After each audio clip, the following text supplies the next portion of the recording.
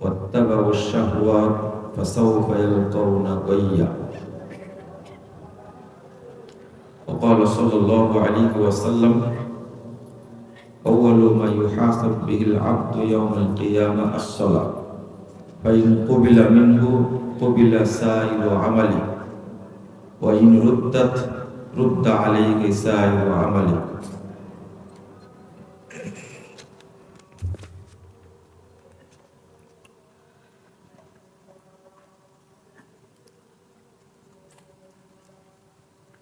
নরসিংদী সদর, শিলমান্দি, বাঘাটা, চেয়ারম্যান বাড়ি,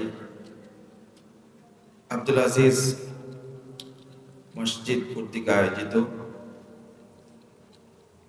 ইসলামী মহাসম্মেলনের সম্মানিত সভাপতি, মোহতারাম প্রধান অতিথি,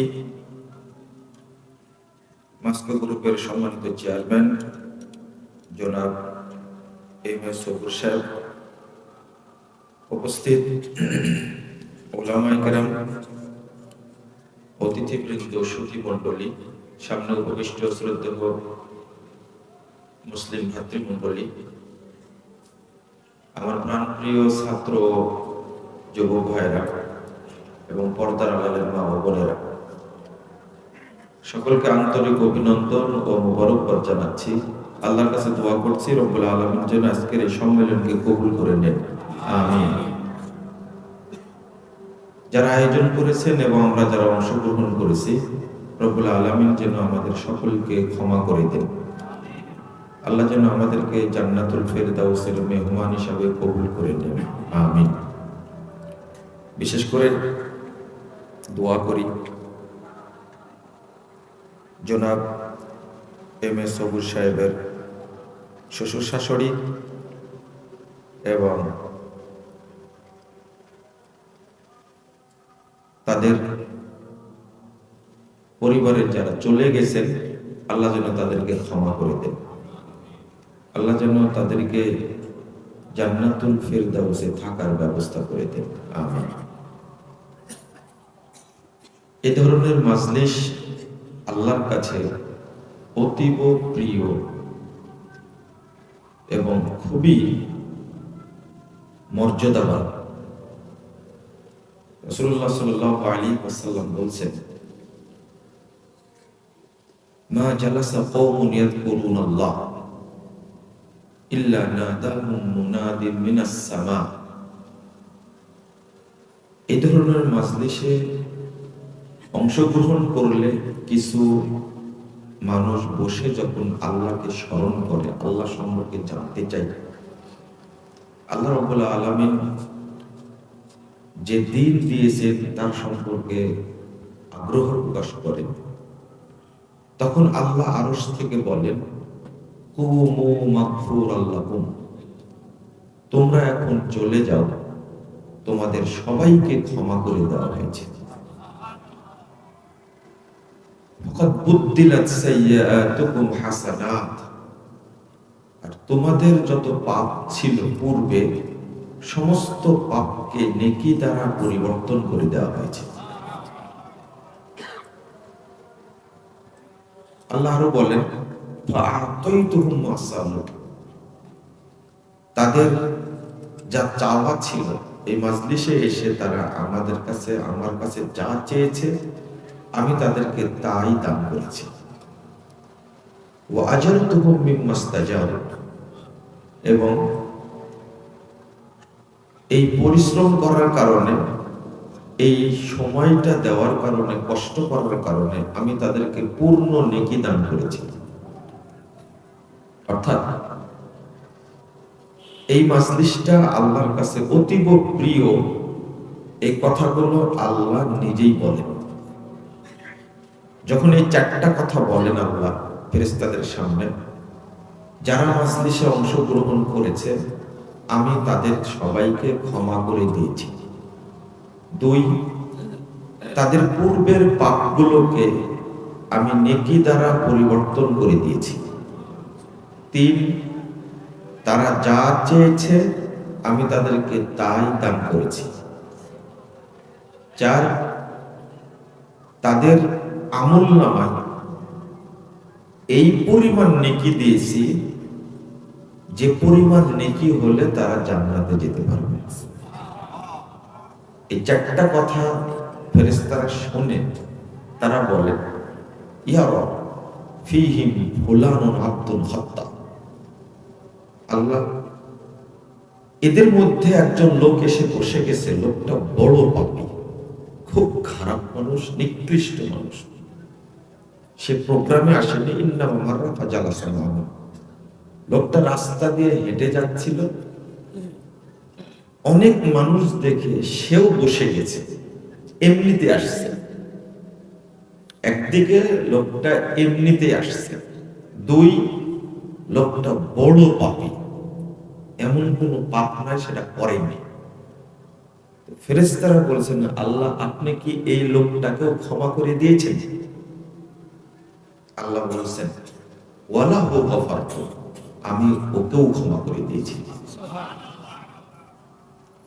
এরপর আল্লাহ বলেছেন, হুমুল জুলাসা, তারা এমন কিছু মানুষ এখানে বসে আছে, তারা আমার কাছে এত প্রিয়, লা ইয়াশকা বিহিম জালিসুহুম, এর মাঝে এসে যেই বসে পড়বে আমি আল্লাহ তাকেই ক্ষমা করে দেব। কথাগুলো আল্লাহ বলছেন। আসলে আমরা মর্যাদাটা বোঝার চেষ্টা করি না, বুঝি না। একটা কথা সবাই স্মরণ রাখবেন, পাপ থাকাকালীন আপনার কোন চাওয়া আল্লাহর কাছে কবুল হবে না। পাপ থাকাকালীন এই জন্য আগে আল্লাহর কাছে ক্ষমা চাইতে হয়। সব জায়গাতে, সব ইবাদতে আগে ক্ষমা। আল্লাহু আকবার। যদিও আমরা জানি না যে আমি ক্ষমা চাচ্ছি না দয়া চাচ্ছি না জান্নাত চাচ্ছি, আমরা জানি না। আল্লাহু আকবার। হাত বেঁধেই শুরু করেছেন, আল্লাহুম্মা বাঈদ বাইনি ওয়া বাইনা খাতায়ায়া কামা বাআদতা বাইনাল মাশরিকি ওয়াল মাগরিব বলা শুরু করেছেন। মানে এর অর্থ কি? হে আল্লাহ, তুমি আমাকে এবং আমার পাপের মাঝে এত দূরত্ব করে দাও, যেভাবে পূর্ব থেকে পশ্চিম, পশ্চিম থেকে পূর্ব যত দূরে, আমার পাপকে আমার থেকে তত দূরে করে দাও। প্রথম চাওয়াই আল্লাহর কাছে, এবং কথাগুলো এত সুন্দর, আল্লাহুম্মা নাক্কিনি মিনাল খাতায়া কামা ইউনাক্কাস সাওবুল আবিয়াযু মিনাত দানাস। আল্লাহ তুমি আমাকে পাপ থেকে এমন ভাবে পরিষ্কার করে দাও যেভাবে সাদা কাপড়কে ময়লা থেকে পরিষ্কার করা হয়। আবার বলছি, আল্লাহুম্মা আকসিল খাতায়ায়া বিল মাই ওয়াস সালজি ওয়াল বারদ। আল্লাহ তুমি আমার পাপগুলোকে বরফ দ্বারা, পানি দ্বারা, শিশির দ্বারা ধুয়ে পরিষ্কার করে দাও। এত অনুনয় বিনয় করে বলতে হবে কেন? কারণ পরবর্তী পদক্ষেপগুলো সব চাওয়া, এটা কবুল হওয়া লাগবে। পাপ ঘাড়ে থাকা অবস্থায় আপনি বলবেন ইহদিনাস সিরাতাল মুস্তাকিম, চলবে না। বুঝলেন কি কথাটা? আগে যে দুইটা হাদিস অনুবাদ করেছি আপনারা খালি শুনেন, কিন্তু কোরআনের আয়াত হলো বক্তব্য বুঝা। যিনি বক্তব্য দিবেন তিনিও আল্লাহর কাছে দোয়া করবেন, রব্বিশরাহ লি সাদরি ওয়া ইয়াসসির লি আমরি ওয়াহলুল উকদাতাম মিন লিসানি। কেন? ইয়াফকাহু কওলি, তারা যেন আমার কথা বুঝে, না শোনে। অনুবাদটা কি? ইয়াফকাহু কওলি, তারা যেন আমার কথা বুঝে। অধিকাংশ শ্রোতা তাকায় থাকে, শোনা অনেক পরে, বুঝা আরো পরে। আমি কি বুঝাতে পারলাম? রাগ করলেন আপনারা? রাগ করবেন কেন? আমি যদি আপনাদের দুশমন হতাম, শত্রু হতাম, তাহলে কোনোদিন এই কথা বলতাম। শুরুতেই বলেছি, অনেকেই এখানে আছেন যারা আমাকে পছন্দ করেন না, আছেন না? কিন্তু আমার অবস্থানটা কি জানেন? যারা আসছেন এখানে তাদের সবার জন্যই বলেছি, আল্লাহ তুমি আমাদের সকলকে ক্ষমা করে দাও বলেছি। দুই, আর একটা বড় কথা বলেছি, আল্লাহ তুমি আমাদের সকলকে জান্নাতুল ফেরদাউসের জন্য কবুল করে নাও বলেছি। এটা চেয়েছে কি আপনার কাছে? কার কাছে? আল্লাহর কাছে চেয়েছে। তাহলে আমার অন্তরটা কিন্তু অনেক বড়। পার্শ্বে কারা? দোকান টোকান নাকি? দেখেন তো একটু পার্শ্বে কিছু ছেলে পেলে ডিস্টার্ব করছে। তো বক্তব্য কি দেখবেন? আমাকে স্তরটা বলেছে, কিন্তু দেখছেন, শুনছেন না বুঝছেন? কোনটা? ভাষাটা কি? ইয়াফকাহু কওলি। আল্লাহর কাছে একজন আলোচক চান, এটা হলো একজন নবীর কথা।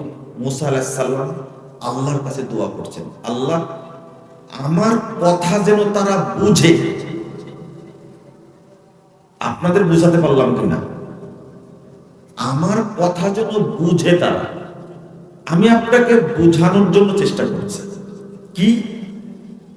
পাপ যদি থেকে থাকে আপনার, তাহলে আপনার চাওয়া আল্লাহর কাছে পৌঁছবে না। আগে ক্ষমা। আর একটা সময়,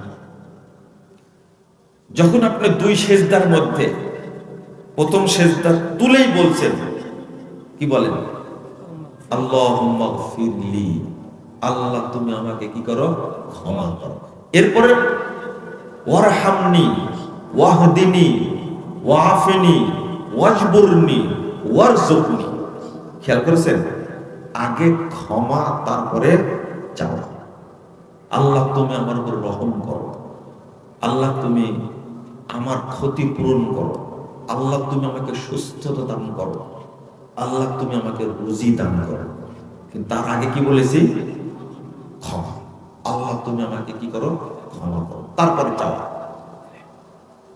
আপনি শেষ তাশাহুদে বসেছেন, আগে তাশাহুদ পড়লেন, দরুদ পড়লেন, তাই না? এরপরে কি পড়লেন? আল্লাহুম্মা ইন্নী যালামতু নাফসি যুলমান কাসীরা ওয়া লা ইয়াগফিরুদ যুনুবা ইল্লা আনতা ফাগফিরলি মাগফিরাতাম মিন ইনদিক ওয়ারহামনি ইন্নাকা আনতাল গফুরুর রাহিম। আগে ক্ষমা। এত সুন্দর করে আল্লাহকে বলছেন। এবার ক্ষমা কি? আল্লাহুম্মা ইন্নী যালামতু নাফসি যুলমান কাসীরা, আল্লাহ আমি আমার জীবনের উপরে, আত্মার উপরে বহু জুলুম করেছি।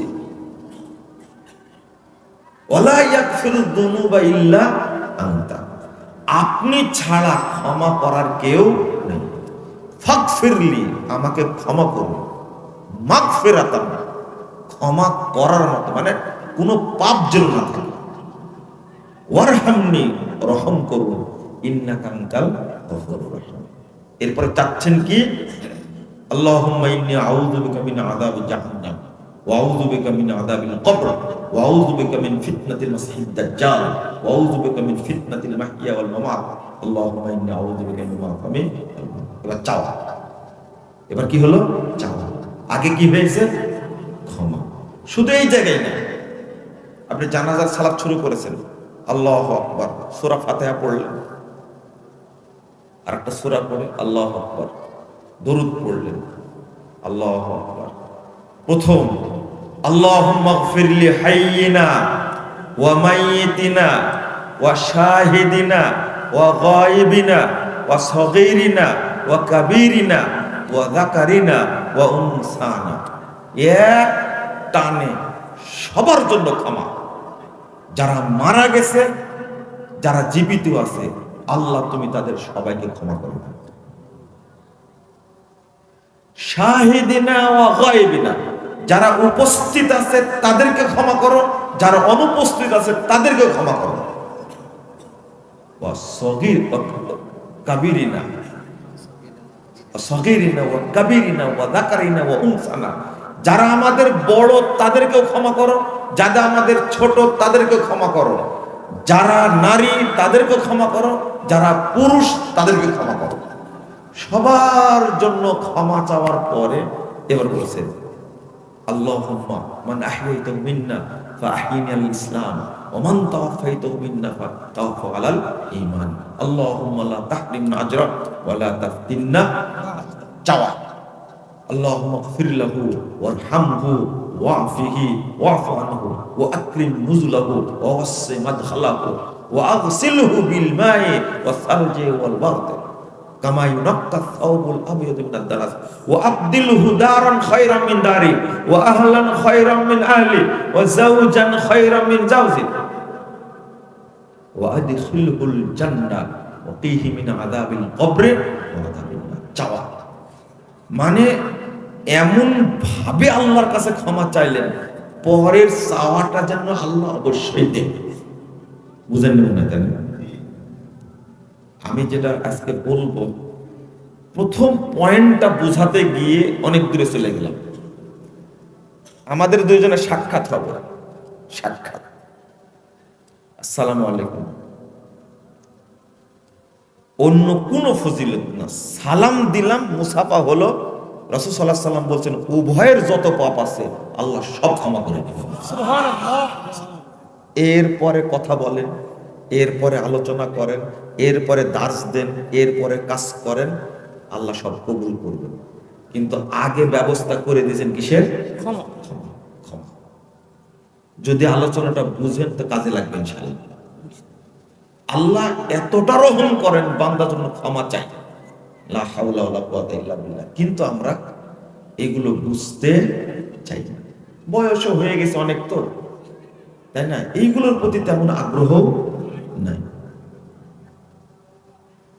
আল্লাহ মানুষের পাপকে রাখতে চান না, দিনের দিন না। যখন কোনো বান্দা পাপ করে বসে তখন আল্লাহ ফেরেশতাকে নিষেধ, লা তাকতুব দাম্বা, এই তুমি তার পাপ লেখো না, ওকে সময় দাও 6 ঘন্টা। এই 6 ঘন্টার মধ্যে যদি ক্ষমা চাই, আমি আল্লাহ নিজেই ক্ষমা করে দেব। আপনি কি বুঝতে পারলেন? আল্লাহ কখনোই চান না যে বান্দার পাপ জমা হোক, বান্দার পাপ আমলনামায় লেখা হোক। প্রতিদিন ঘুমানোর সময় বলবেন যে আল্লাহ তুমি আমাকে, আমার যত পাপ আমলনামায় আছে সব পাপ তুমি মুছে দাও। এই দোয়া জীবনে কেউ করেছেন? একজনও করেন না। আমি বহু জায়গায় জিজ্ঞেস করেছি এই ধরনের দোয়া করেছেন কিনা। আমার ভাষাটা কি বুঝতে পারছেন? কোনদিন রমাদান মাসে কেউ বলেছেন আল্লাহ রমাদান মাস যাচ্ছে, তো আমার আমলনামায় যা পাপ আছে আল্লাহ তুমি সব পাপগুলো মুছে দাও, আজ থেকে যেন আমার আমলনামায় কোনো পাপ না থাকে। কেউ বলেছেন? হাত তোলেন, তার জন্য সত্য করে হাত তুলবেন। আমি এই কথা বলেছি, ওই যে একজন হাত তুলেছে, তাও 2 জন আজকে পেয়েছে। অন্য কোনো প্রোগ্রামে প্রশ্ন করে আমি হাত তুলাতে পারি না। আমি আজকে আরো কিছু কথা বলবো, আপনি দয়া করে কথাগুলো শুনবেন ইনশাআল্লাহ। বলেন ইনশাআল্লাহ, বলেন ইনশাআল্লাহ। এইভাবে জোর করে বলাতে হলো কেন বলেন তো দেখি, বলেন।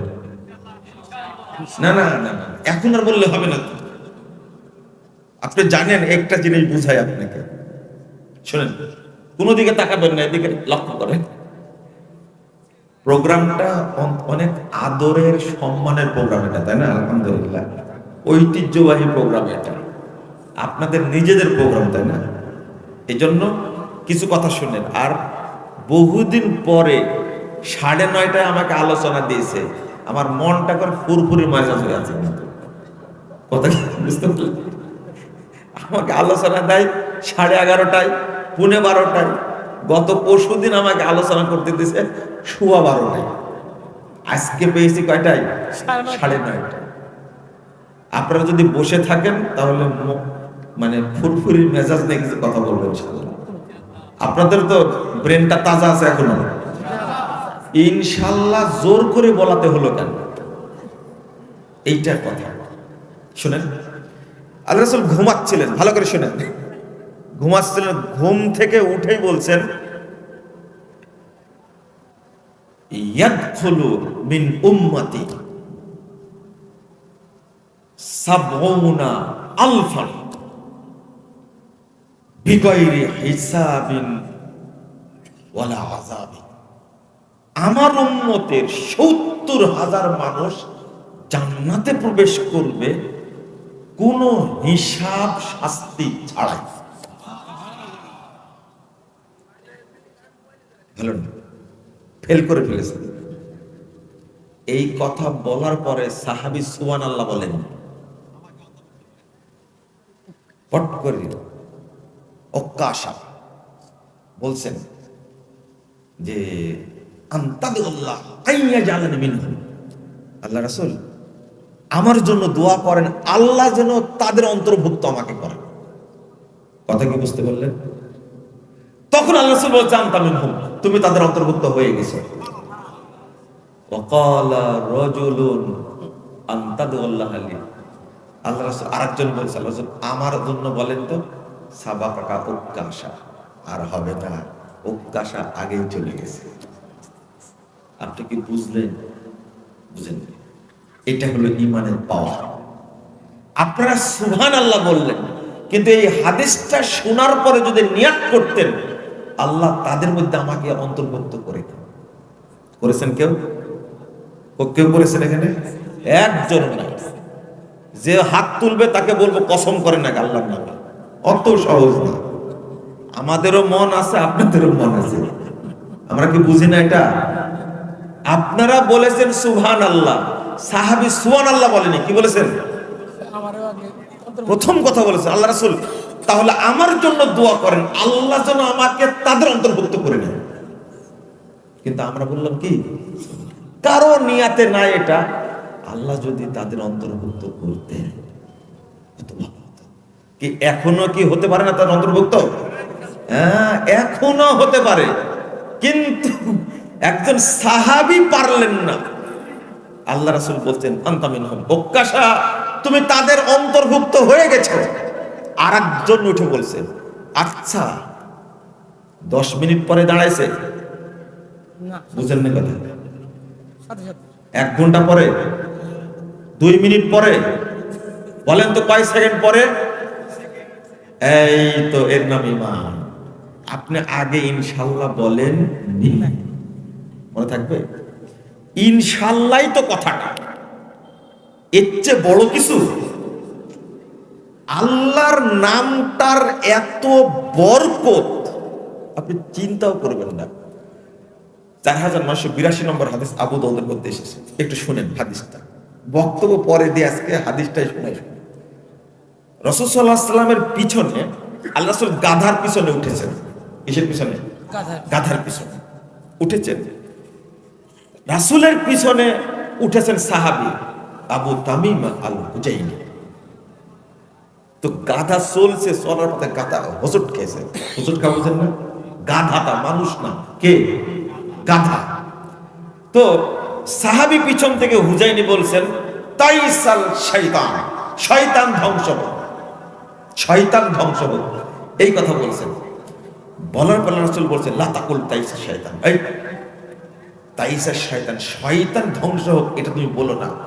যদি এটা বলো তুমি তাহলে শয়তান তাযামা ওয়া ইয়াকুলু বিকুওয়াতি হাত্তা ইয়াকুনা মিসলাল জাবাল। ও অহংকারে ফেটে পড়ে, বড় হতে হতে শয়তান পাহাড়ের মতো বড় হয়ে যায়। যদি শয়তানকে বদদুয়া দেন তো শয়তান অহংকারে কত বড় হয়? ধরেন উহুদ পাহাড়ের মতো একটা শয়তান, একটা শয়তান উহুদ পাহাড়ের মতো। আরেকটা হাদিসে মিসলাল বাইত, বিল্ডিং এর মতো বড় হয়ে যায় শয়তান। ও মোটা হতে হতে হতে বিল্ডিং এর মতো বড় হয়ে যায়, পাহাড়ের মতো বড় হয়ে যায়। এই শয়তানকে আপনি প্রতিরোধ করবেন কি করে? আল্লাহ রাসূল বলছেন, বুঝাইনি, কুল বিসমিল্লাহ। যখন এরকম কিছু হাত থেকে পড়ে যাবে, তুমি পড়ে লাগছো, হোঁচট খাচ্ছ, তখন বলবে কি বিসমিল্লাহ বিসমিল্লাহ বিসমিল্লাহ বলো। হাত্তা ইয়াকুনা মিসলা দুবাব, বিসমিল্লাহ বলা মাত্রই বিশাল শয়তান একবারে মশার মতো ছোট হয়ে যাবে। কিসের মতো? মশার মতো হয়ে যাবে। এই শয়তানকে দুর্বল করার কোনো পয়েন্ট নাই। পয়েন্ট কি? বিসমিল্লাহ। আপনি পড়ে যাচ্ছেন, বিসমিল্লাহ বিসমিল্লাহ। সুন্নাতটা মনে থাকবে? ফজিলত সহ বললাম, তাও যদি মনে না থাকলে কি করব? মানে আঘাত পেয়েছেন আপনি, বিসমিল্লাহ বিসমিল্লাহ। হাত থেকে যদি পড়ে গেল কি বলবেন? বিসমিল্লাহ। আপনি পড়ে যেতে লাগছেন, বলবেন কি? বিসমিল্লাহ। এগুলো করাই কে? করাই কে? শয়তান।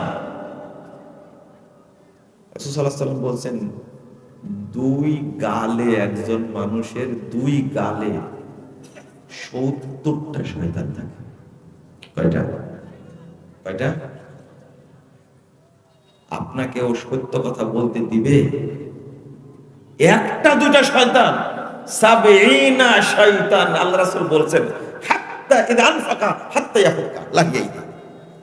যখনই ও কিছু দান করে, এই ৭০ শয়তান দুই গাল থেকে তাড়ানোর জন্য কোনো ইবাদতই নাই।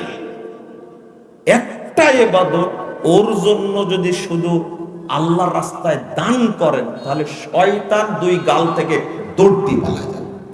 রাসূল সাল্লাল্লাহু আলাইহি ওয়াসাল্লাম নিজে বলছেন। কেন হাদিসটা বললাম বলেন তো দেখি? এই পাহাড়ের মতো বড় শয়তানকে তাড়ানোর জন্য বিসমিল্লাহ ছাড়া কোনো মন্ত্র নাই। বিসমিল্লাহ বলতে হবে। ইনশাআল্লাহ শব্দটা আপনাদের গলার মধ্যে থেকে টেনে বের করতে হলো, এই জন্য কষ্ট পেলাম। আমরা বোঝার চেষ্টা করবো ইনশাআল্লাহ। বলেন এবার যাক, আলহামদুলিল্লাহ, এবার তো বলেছি ইনশাআল্লাহ। ইনশাআল্লাহ বললে ক্ষতি না উপকার? আর একটা কথা বলে শেষ করি, সেটা হলো ইনশাআল্লাহর পাওয়ার যদি বুঝতেন আপনি, এটা বোঝার পরে যদি বুঝেন তাহলে বুঝবেন। শুধু ইসমাইল আলাইহিস সালাম বলেছিলেন, বাপ বলছেন ইন্নী আরা ফিল মানাম, আমি দেখছি স্বপ্নে, আন্নী আযবাহু, তোমাকে আমি জবাই করছি। 11 বছরের সন্তানকে বলছেন, কাকে? ইসমাইলকে। ফানজুর মাযা তারা, তুমি তোমার মতামত ব্যক্ত করো, কি করা চাও? তখন বাপকা বেটা ইসমাইল আলাইহিস সালাম বলছেন, ইফআল মা তুমার, আপনি জবে করেন যা নির্দেশ দেওয়া হয়েছে। আগে বলছেন ঠিক আছে তাহলে জবে করেন যা নির্দেশ দেওয়া হয়েছে। সাতাজিদুনি ইনশাআল্লাহু মিনাস সাবিরিন। এই যে ইনশাআল্লাহ বললেন, এই ইনশাআল্লাহর বরকত পেতে পেতে এখনো মুসলিম উম্মাহ সেই বরকত পাচ্ছে। মানে এই ইনশাআল্লাহর কারণে আরাফার মাঠ, এই ইনশাআল্লাহর কারণে মুজদালিফা, এই ইনশাআল্লাহর কারণে জামারা, এর ইনশাআল্লাহর কারণে মিনা, এই ইনশাআল্লাহর কারণে সাফা মারওয়া। আপনি কি বুঝতে পারছেন কথাটা? হ্যাঁ, সেই ইসমাইলের বংশ থেকে পৃথিবীর শ্রেষ্ঠ মানুষ, শ্রেষ্ঠ রাসূল মুহাম্মদুর রাসূলুল্লাহ পরিচয় দিয়ে গেছেন ছোট বয়সে। শুধু বলেছিলেন কি ইনশাআল্লাহু মিনাস সাবিরিন। শুধু তাই না, সারা পৃথিবীতে যত কুরবানি হয় সবগুলো হলো ইনশাআল্লাহ বরকত। আপনি কি বুঝলেন কথাটা? ইনশাআল্লাহ পাওয়ারটা কতটুকু। আর আপনাদের ইনশাআল্লাহ বলাতে গলার মধ্যে হাত দিয়ে টেনে বের করতে হচ্ছে। নাউযুবিল্লাহ। আল্লাহ তুমি আমাদের বুঝার তৌফিক দান। আমিন আমিন আমিন রাব্বুল আলামিন। চলেন, আমাদের সালাত আমাদের উপকার করে না কেন? আজকের বক্তব্যের বিষয় বলেন তো, কি বিষয় বললাম? আমাদের সালাত আমাদের উপকার করে না কেন? কিছু কথা বলবো, শুনবেন। আল্লাহ বলছেন ইন্নানি আনাল্লাহ, নিশ্চয় আমি আল্লাহ, লা ইলাহা ইল্লা আনা, আমি ছাড়া কোনো ইলাহ নেই, ফা'বুদনি, অতএব আপনি আমারই তাওহীদ প্রতিষ্ঠা করুন, ওয়া আকিমিস সালাতা লিযিকরি, আমাকে স্মরণ করার জন্য সালাত আদায় করুন। ফা'বুদনি মানে ইবাদত না, এটা তাওহীদ, এটা তাওহীদ। তাওহীদ ছাড়া কোনো ইবাদত কবুল হবে না। সালাত, আমরা সালাত পড়ি মুসল্লি 60 বছর 70 বছর যাবত, 50 বছর যাবত, কিন্তু সালাত আমাদের কোনো উপকার করতে পারেনি, এখনো পারেনি। তার কারণটা কি? প্রথম কারণ হলো নামাজ পড়ি কিন্তু ঈমান নেই। নামাজ পড়ি কিন্তু কি ঈমান নেই। আল্লাহ বলছেন ওয়ামা ইউমিনু আকসারুহুম বিল্লাহ ইল্লা ওয়া হুম মুশরিকুন, 106 নম্বর আয়াত সূরা ইউসুফ। আল্লাহর প্রতি ঈমান আনা সত্ত্বেও, অর্থাৎ সালাত আদায় করা সত্ত্বেও, সিয়াম পালন করা সত্ত্বেও, হজ করা সত্ত্বেও অধিকাংশ মানুষ মুশরিক। আল্লাহ বলছেন অধিকাংশ মানুষ আল্লাহর প্রতি ঈমান আনা সত্ত্বেও তারা মুশরিক। 1 2 নম্বর সূরা রোম 8 নম্বর আয়াতে আল্লাহ বলছেন ওয়া ইন্না কাসীরাম মিনান নাস বিলিকাই রাব্বিহিম লাকাফিরুন, অধিকাংশ মানুষ রবকে বিশ্বাস করে কিন্তু আল্লাহর সাথে সাক্ষাৎ হবে কাফের হয়ে। রবকে বিশ্বাস করে কিন্তু আল্লাহর সাথে সাক্ষাৎ হবে কি হয়ে? কাফের হয়ে। কাফের অবস্থায় আল্লাহর সাথে সাক্ষাৎ হবে। আল্লাহ বলছেন আল্লাযীনা আমানু বিল বাতিল ওয়া কাফারু বিল্লাহ উলাইকা হুমুল খাসিরুন, 52 নম্বর আয়াত সূরা আনকাবুত। যারা বাতিল জিনিসের প্রতি ঈমান আনে, কুফরি করে, তারা কিয়ামতের দিন জাহান্নামে যাবে। মানে বাতিল জিনিসকে যে বিশ্বাস করে তার ঈমান থাকে না। বাতিল জিনিসের মধ্যে অন্যতম একটা, রবকে আমরা চিনি না। আমরা বাংলাদেশের প্রায় 80% মানুষ বিশ্বাস করি আল্লাহ সর্বত্র বিরাজমান। এমনকি বড় বড় মুফতি, হাটহাজারী পাস, দেওবন্দ পাস, দেওবন্দি বিরলবি যত আলেম উলামা, তারাও বিশ্বাস করে আল্লাহ সর্বত্র বিরাজমান। এই আকীদা হলো কুফরি আকীদা। আস্তাগফিরুল্লাহ, আমার কথা না, এটা কুফরি আকীদা। পৃথিবীর কোন দল, কোন ধর্ম এই বিশ্বাস করে না যে আল্লাহ সর্বত্র বিরাজমান।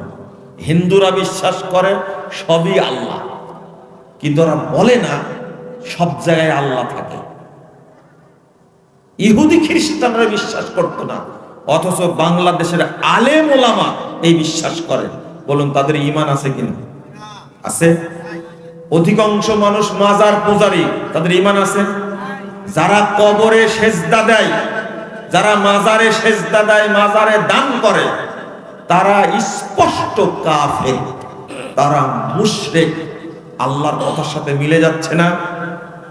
মিলে যাচ্ছে না? তাহলে মাজার পূজারি বাদ গেল, কবর পূজারি বাদ গেল। যারা বলে আল্লাহ নিরাকার, নবী মরেইনি, নবী গায়েব জানতেন, এই সমস্ত কথা যারা বিশ্বাস করে তারা কাফের। তারা কি? কাফের। তার ঈমান আছে? আর যারা আস্তাগফিরুল্লাহ, যারা লালন ফকিরকে বিশ্বাস করে তারা কি? ওমন গুরু ভোজনা, গরু বনে মুক্তি পাবি না।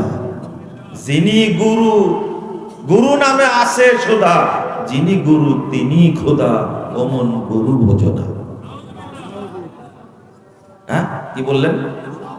নাউজুবিল্লাহ, আস্তাগফিরুল্লাহ। বাংলাদেশে যারা লালনকে ভক্তি করে তারা কেউ মুমিন না, এরা সব মুশরিক, 100% মুশরিক। যে তথ্য দরকার হয় আমার কাছে আসবেন। বলছেন যে লালন হলো বাংলাদেশের নবী।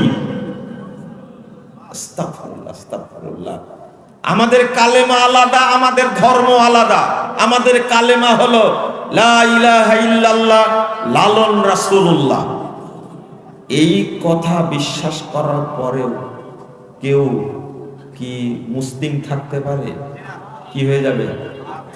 বলছে লালনের গান না শুনলে ঘুম আসে না। সি সি, আস্তাগফিরুল্লাহ। যারা বিশ্বাস করে লতা সিদ্ধি, এটা এই ভাষাগুলো আজকে বলা যাবে না, বরকতপূর্ণ মাহফিল, এটা অন্য জায়গায় বলবো, শুনে নেন।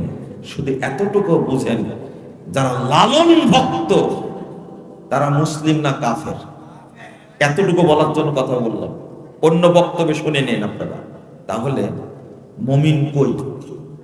শেষে যেটা বলবো এখন, যারা বেনামাজি নামাজ পড়ে না তারা মুসলিম না কাফের? কোনো সন্দেহ আছে? কোনো সন্দেহ নেই। যারা নামাজ পড়ে না তারা কাফের, একবার ফাইনাল সিদ্ধান্ত কাফের। আপনি ভুল বুঝবেন না, কথাটা শোনেন।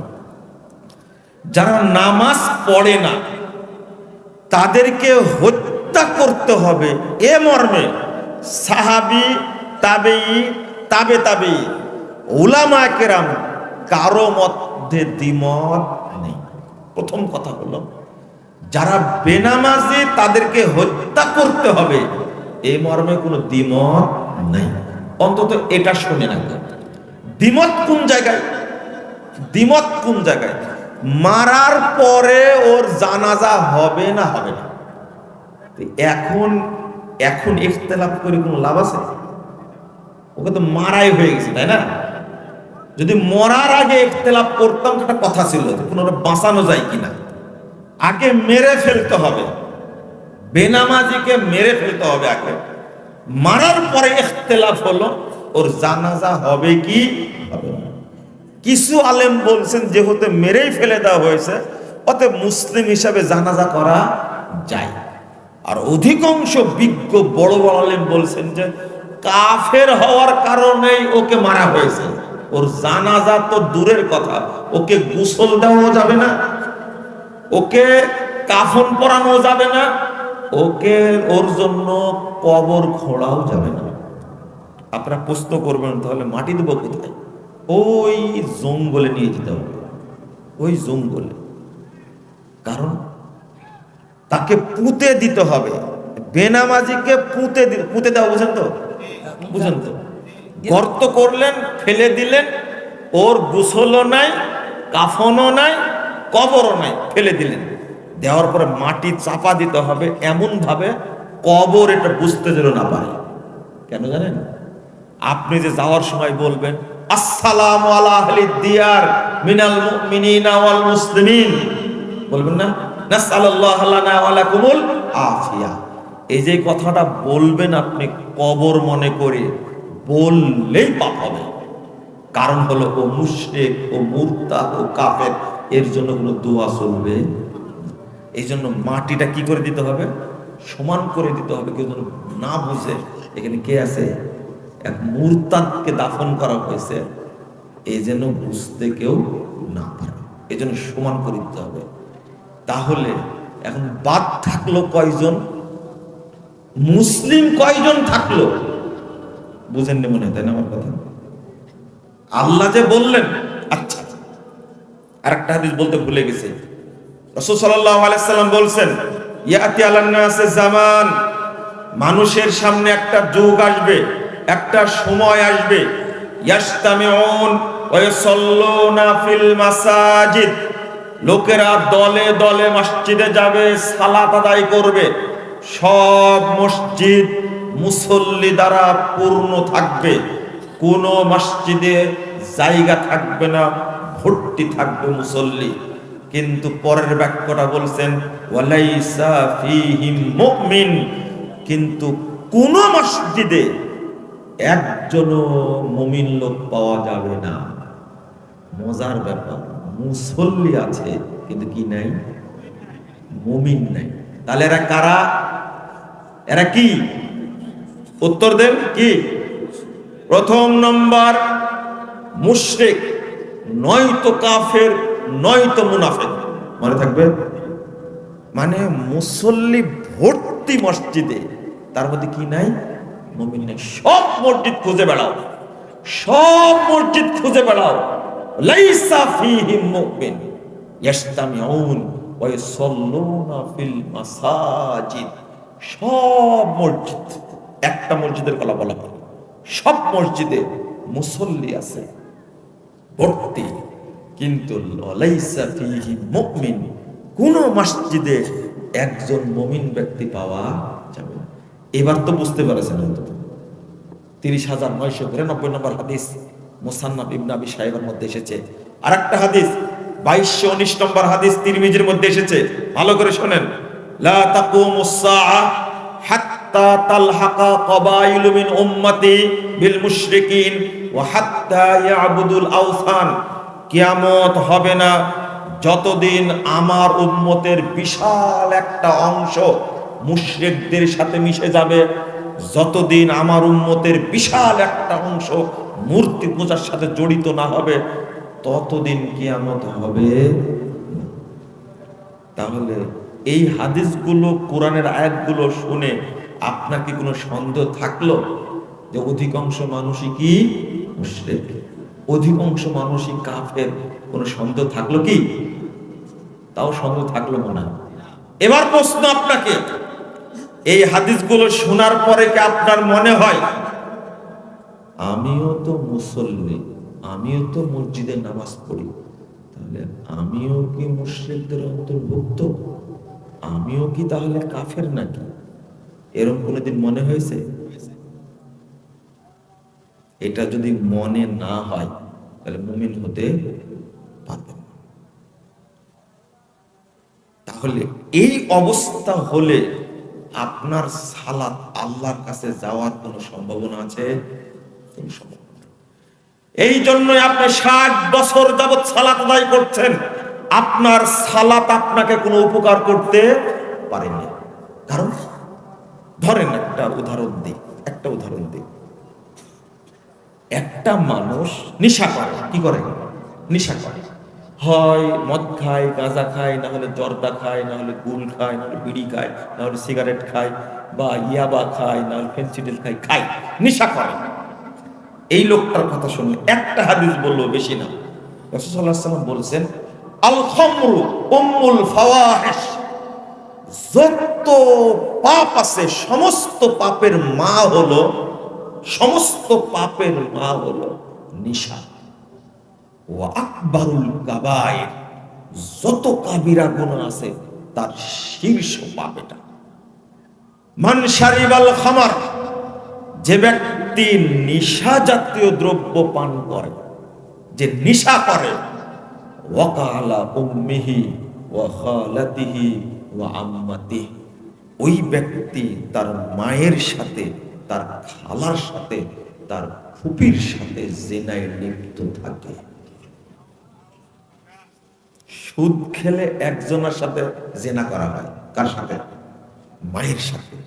কিন্তু নেশা করলে আল্লাহ রাসূল বলছেন, 1853 নম্বর হাদিস, সনদ সহিহ, একবারে মনে রাখবেন, রাসূল সাল্লাল্লাহু আলাইহি ওয়াসাল্লাম বলছেন, যে নেশা করে সে মায়ের সাথে, খালার সাথে, ফুপির সাথে একসঙ্গে জিনায় লিপ্ত থাকে। এত বড় পাপ করা অবস্থায় কেউ যদি নামাজ পড়ে, তার নামাজ কোনো উপকার করতে পারবে? এই লোকটার নামাজ কি আল্লাহর কাছে যাবে? তাও কয় বছর যাব? আচ্ছা, আরেকটা বলি, একটা লোক যখন অনর্গল পাপ করে, সবসময় পাপ করতে থাকে, যেমন এখানে প্রোগ্রাম হয়েছে, যতটুকু সম্ভব এই মাঠে আল্লামা আবু তাহের বর্ধমানে তিনি ওয়াজ করেছেন, এখানে আব্দুস সাত্তার 30 সালে তিনিও বক্তব্য দিয়েছেন, দেননি? এখানে সম্ভবত আপনার বড় আলেম, এই যে আমাদের শেখ বারকুল্লাহ বিন দুরুল হুদার আব্বা দুরুল হুদা আইয়ুবী, তিনি তো ওয়াজ করেছেন। এত বড় বড় আলেম ওয়াজ করে গেছেন, আপনাকে বলে গেছেন তারা নেশা করা হারাম। ধরেন 50 বছর হয়ে গেল, 50 বছর যাবত এই কথাটা বলছে, আপনাদের কানে ঢুকে। এখন আপনার বয়স 72 বছর। কয় বছর?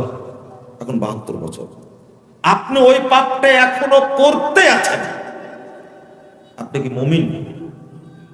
আপনি কি মুমিন? মুখ দিয়ে বললে হবে না, দলিল দিয়ে বলতে হবে। আমি বলি, আপনি দলিল দিয়ে শোনেন।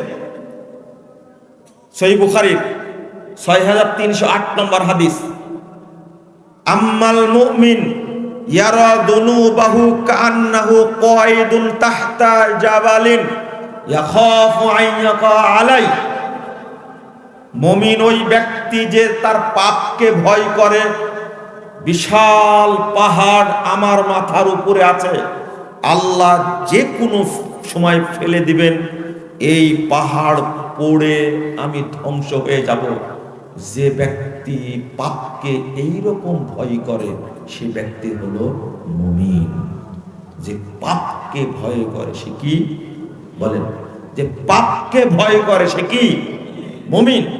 ওয়া আম্মাল ফাজির, আর মুনাফিক ওই ব্যক্তি, ইয়ারা দুনুবাহু কাযুবাবিন মাররা আলা আনফি, মানে নাকের কাছ দিয়ে একটা মাছি উড়ে যাচ্ছে, আপনি বলছেন ধুর।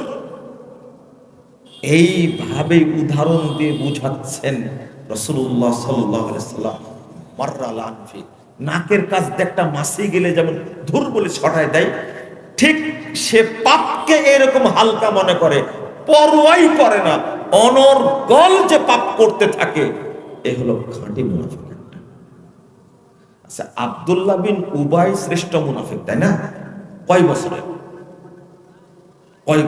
7 থেকে 8 বছরের মুনাফিক, তাই শ্রেষ্ঠ মুনাফিক।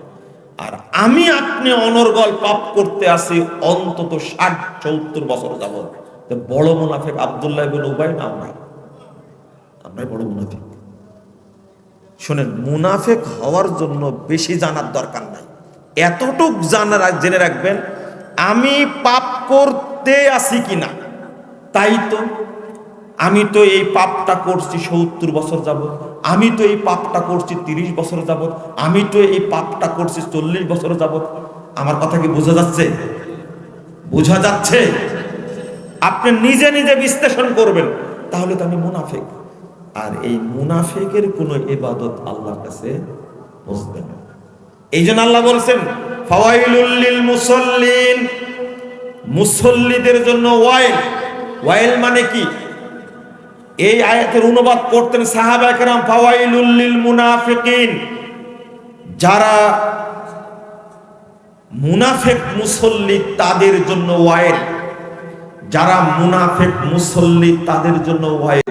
তাহলে মুনাফিক মুসল্লি আছে, তাই না? আছে না, তাই না? কারা? আজকে জেনে যাবেন না, এটা জানবেন তো? বলেন ইনশাআল্লাহ, সবাই বলেন এটা জানবেন। আজকে একবার ছোট করে বলে দিব, আপনি বুঝবেন মুনাফিক মুসল্লি কারা। সালাত কবুল না হওয়ার, সালাত উপকার না করার অন্যতম কারণ একটা, আমি মুনাফিক মুসল্লি, তাই আমার সালাত কোনো কাজে আসে না। আরে 2 রাকাত সালাত যদি আল্লাহর কাছে কবুল হয়ে যায়, আপনি জীবনে মিথ্যা কথা বলবেন না। আমার কথা কি বোঝা গেল? আপনার 2 রাকাত সালাত যদি আল্লাহ কবুল করেন, আপনার দ্বারা কোনোদিন মিথ্যা কথা হবে না। জেনা করা তো দূরের কথা, হারাম খাওয়া তো দূরের কথা, কি বলেন, আত্মসাৎ করা তো দূরের কথা। 2 রাকাত সালাত আল্লাহ কবুল করলে আপনার দ্বারা সাধারণ পাপ হবে না।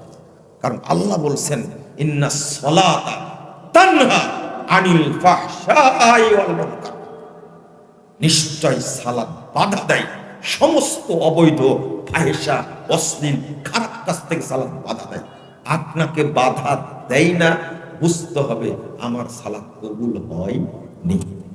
2 রাকাত সালাত কবুল হলে, আল্লামা দেলাওয়ার হোসেন সাঈদ রাহিমাহুল্লাহ জেলখানার মধ্যে মাঝে মাঝেই বিকেলে ঘুরতাম, সামনে দিয়ে মেডিকেল পার্টের সাথে 3টা সেল আছে, সামনে রাস্তা, দুইটা রাস্তা, এই সামনের রাস্তা দিয়ে হাঁটতেন সালাউদ্দিন কাদের চৌধুরী, আর পরের রাস্তা দিয়ে চলতেন সাইদি সাহেব।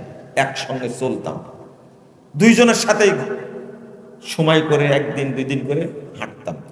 সাইদি সাহেব আমাকে মাঝে মাঝে বলতেন, ঘুরে দাঁড়াতেন, বুকে হাত, ডান হাত বুকে দিয়ে আমাকে বলতেন, বাবা আমার জন্য দোয়া করো, আল্লাহ যেন আমার 2 রাকাত নামাজ কবুল করেন। আমি তখন বুঝিনি, আর আমি বলতাম না না না, আল্লাহ আপনার সব ইবাদতই কবুল করুন, আমি এটা বলতাম। তখন বলতেন না না না, এত বড় দোয়া চাই না, আমি তোমার কাছে দোয়া চাই আল্লাহ যেন আমার 2 রাকাত নামাজ কবুল করেন। পরে বুঝেছি অনেকদিন পরে যে 2 রাকাতের কথা বলতেন কেন। 2 রাকাত সালাত আল্লাহ কবুল করলে ওই ব্যক্তির কোনো ভয়, সংখ্যা, দুশ্চিন্তা থাকবে না। আল্লাহ রাসূল সাল্লাল্লাহু আলাইহি ওয়াসাল্লাম বলেন, ফাইন কুবিলা মিনহু, যদি তার সালাত কবুল হয়ে যায় কিয়ামতের মাঠে, কুবিলা সাইরু আমালে, জীবনে যত আমল করেছে সমস্ত আমল অটো কবুল হয়ে যাবে। বলেন আলহামদুলিল্লাহ। সালাত যদি কবুল হয়ে যায়, আর হজ্জের হিসাব হবে না, আর সিয়ামের হিসাব হবে না, আর সাদাকার হিসাব হবে না, আর যাকাতের হিসাব হবে না। সালাত কবুল হয়েছে, ভুল থাকলেও আল্লাহ সমস্ত আমলকে অটো কবুল করে নেবেন। ওয়াইন রুদ্দা, এটা হলো ভয়ঙ্কর কথা। ওয়াইন রুদ্দা, সালাত পড়ে গেছেন কিন্তু আল্লাহ সালাত বাতিল করে দিলেন, সিল মেরে দিলেন, বাতিল, সিল মেরে দিলেন, বাতিল, তোমার সালাত চলবে না। রুদ্দা আলাইহি সাইরু আমালে, যত আমল করেছে সমস্ত আমল তার উপরে নিক্ষেপ করা হবে। এই নিক্ষেপে জাহান্নামের তলদেশে যাবে। তাহলে সালাত উঠতে হবে এই নিয়াতে যেন আল্লাহ কবুল করে। তাহলে আপনারা তো বুঝতেই পারছেন, তাই না? সালাত কবুল কি? সালাত কবুল হয়নি, হলে কি আর এত বড় মুনাফিক হন? এত বড় মুনাফিক হন? মুখে দাড়ি, মাথায় টুপি, গায়ে পাঞ্জাবি, ভূমি অফিসে বসে আছে, কলমের এক খোঁচায় কোটি কোটি টাকা দুর্নীতি করছে না? কাস্টমসে বসে আছে, বিদেশিদের হাতে কাস্টম দেবে, এই জন্য আন্দোলন করছে এক শ্রেণীর মানুষ, বিদেশিদের হাতে দেবে তাই আন্দোলন করো কেন? 2 বছর দিয়ে দেখো না, বাংলাদেশের সবচেয়ে বেশি দুর্নীতি হয় কাস্টমসে। ঘুষে একজন লোক ঘুষ নিয়ে গেছে, কাস্টম অফিসার বলছে, ভাই কেবল ওযু করে আসলাম, আমি নামাজ পড়বো, আর এই সময় আসলেন আপনি? আমি নামাজটা পড়ে আসি তারপরে আসেন। কত বড় বাটপার, আপনি চিন্তা করেছেন? মানে ওযু অবস্থায় ঘুষটা নিলে ওযু নষ্ট হতেও পারে, নামাজটা পড়ি তারপরে আসে। একজন ঘুষদাতা আমাকে বলছে, তাই বলছে, ও নামাজের কথাই বলছে, নামাজের কথা বলছে, কেবল ওযু করে আসলাম, নামাজটা পড়বো তাই, আর এই সময় টাইম পেলেন আপনি আসেন, একটু পরে আসেন, নামাজটাকে পড়ে নিয়ে যাবেন, কারণ ও জানে ঘুষ নিলে ওযু নষ্ট হয়েছে। আচ্ছা, কি পরিমাণ খারাপ আপনি চিন্তা করেন। এরপরে দুর্নীতি হয় সবচেয়ে বিদ্যুৎ বিভাগে, তাই না?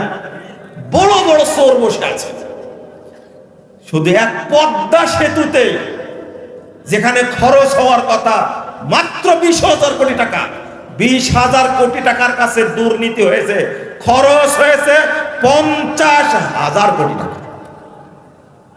আপনাদেরকে মানুষ বলবেন যারা একটা দেশের এত ক্ষতি করতে পারে? একজন সচিবের দেশ থেকে পালায় নিয়ে গেছে 5,000 কোটি টাকা, আর একটা ব্যাংক 621টা বাড়ির সন্ধান পেয়েছে।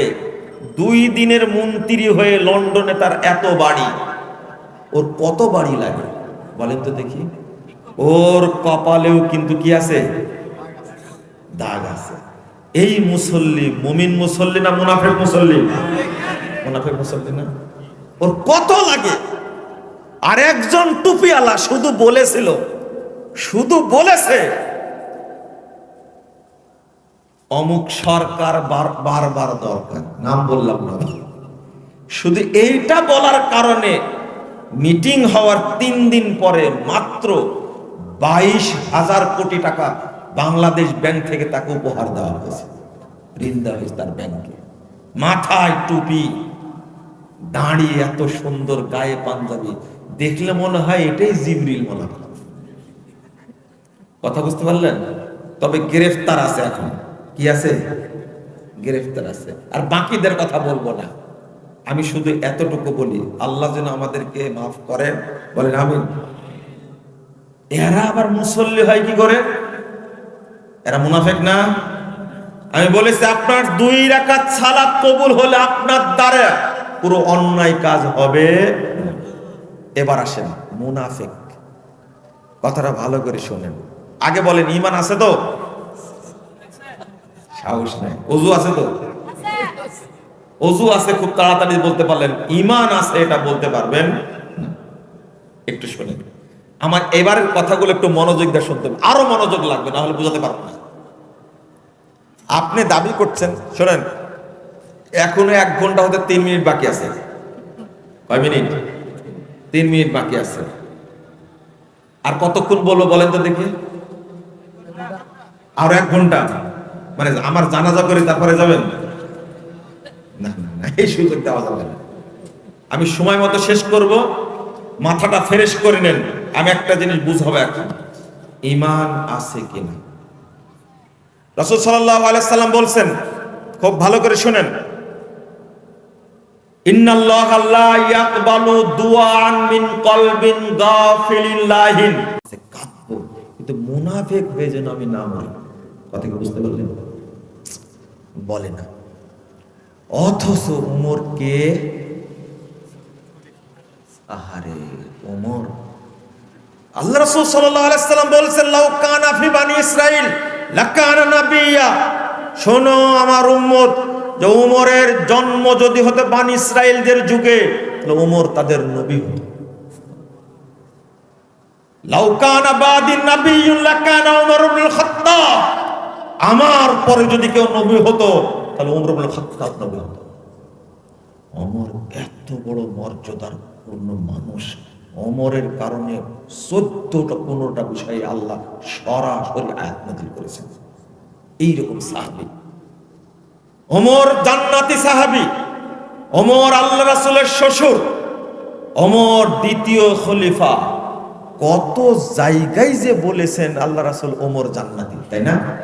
উহুদ পাহাড়ে উঠেছেন, 4 জন আছেন, বলছেন উহুদ পাহাড় 4 জন যখন উঠেছে উহুদ পাহাড়ের উপরে, উহুদ পাহাড় কাঁপতে শুরু করেছে। আল্লাহর রাসূল লাঠি দিয়ে আঘাত করে বলছে, এই উহুদ থামো, তুমি জানো তোমার উপরে আছে একজন নবী, একজন শহীদ, একজন সিদ্দিক আর 2 জন শহীদ রয়েছে, তুমি কাঁপছো কেন? থামাই দিলেন আল্লাহর রাসূল পাহাড়কে। পাহাড়েরও বুদ্ধি আছে, এত বড় বড় মানুষ উঠছে, পাহাড় কাঁপা শুরু, উহুদ পাহাড় কাঁপা শুরু করেছে। কি মর্যাদা ওমর রাদিয়াল্লাহু আনহু! আরে শুধু মর্যাদা, আল্লাহ রাসূল সাল্লাল্লাহু আলাইহি ওয়াসাল্লাম বলছেন, রাআইতুনি ফিল জান্নাহ। সাহাবীরা শুনো, আমি একদিন জান্নাতে নিজেকে দেখলাম। আমি দেখলাম ফারাইতু কসরান মুরাব্বান মুশরাফান ফিজ যাহাব। আমি জান্নাতে একটা বিশাল প্রাসাদ দেখলাম। প্রাসাদটা এত বড়, ওর পূর্ব পশ্চিম উত্তর দক্ষিণ কিছুই বোঝা যায় না। পূর্ব পশ্চিম দিকে তাকালো প্রাসাদ, দক্ষিণ দিকে তাকালো প্রাসাদ, পূর্ব দিকে তাকালো প্রাসাদ, এই দিকে তাকালো, পুরোটা যেখানে দিগন্ত জুড়ে আছে এত বড় প্রাসাদ। পুরো প্রাসাদটা তৈরি করা আছে স্বর্ণ দ্বারা, সব স্বর্ণ দ্বারা। ওখানে প্রাসাদের সাইড দা লেক আছে, বিশাল লেক। একটা মহিলা পাহাড়ের পাশে, লেকের পাশে বসে আছে। আমি জিজ্ঞেস করলাম, ইমান হাজাল কাসর, এই মহিলা বলো তো একটু, এই প্রাসাদটা কার? বিশাল প্রাসাদ, প্রাসাদটা কার জন্য? মহিলা উত্তর দিচ্ছে তার মতো, লিরাজুলিন মিনাল আরাব, এটা আরবি একজন লোকের জন্য আল্লাহ তৈরি করেছে। আল্লাহ রাসূল বলছেন, আনা আরাবিউন লিমান হাজাল কাসর, এই মহিলা আমি নিজে একজন আরবি ব্যক্তি, তুমি বলো কার জন্য?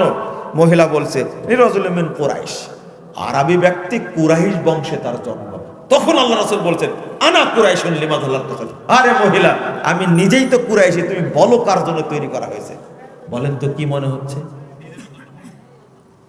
আল্লাহ রাসূল বলছেন, ইন্নী যানানতু আন্নাহা তাকুল লিরাজুলিন শাব্বিন হুয়া আনা।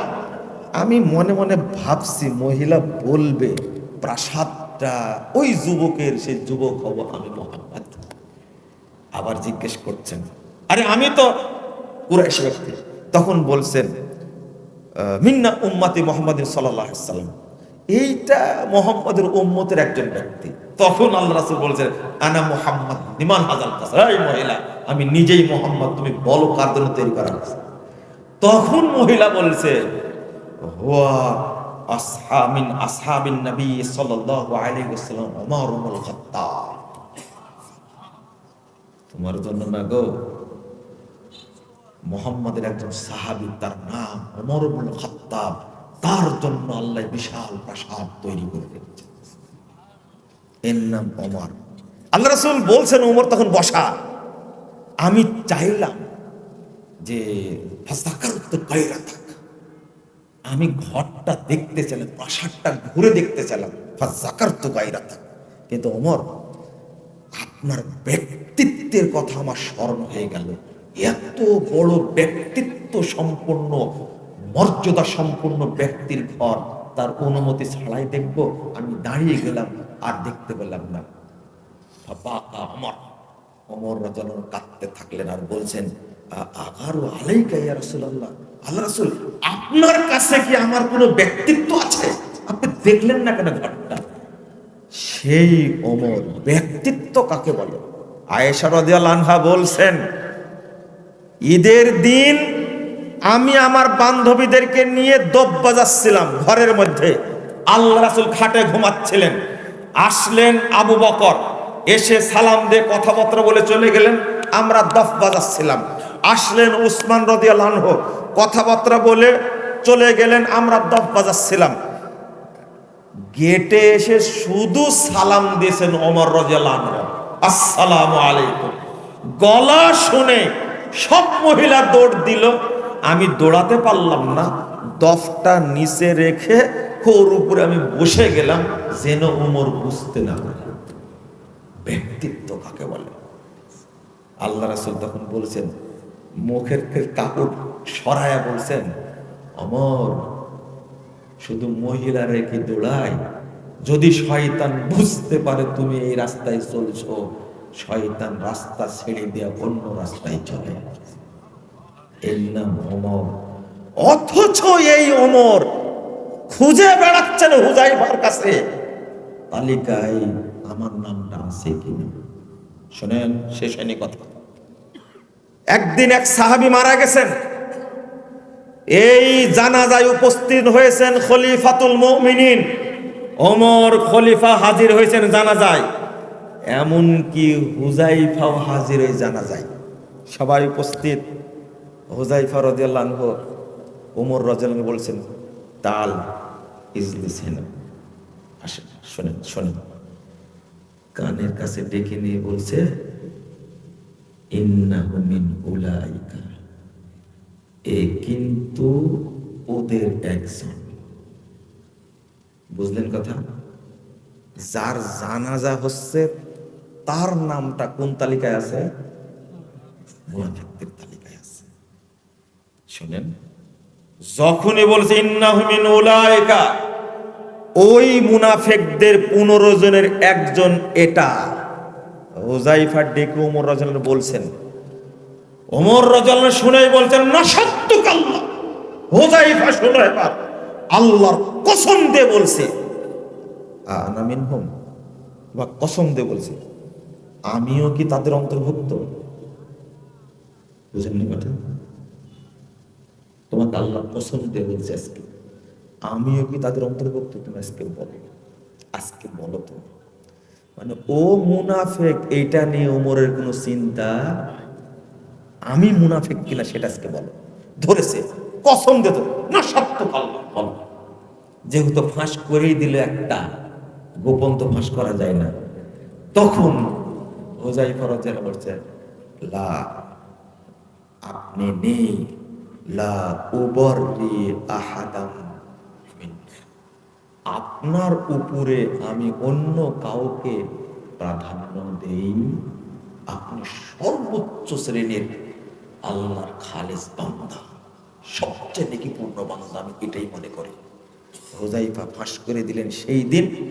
ওমরের তালিকায়, হুযায়ফার তালিকায় ওমরের নাম নাই।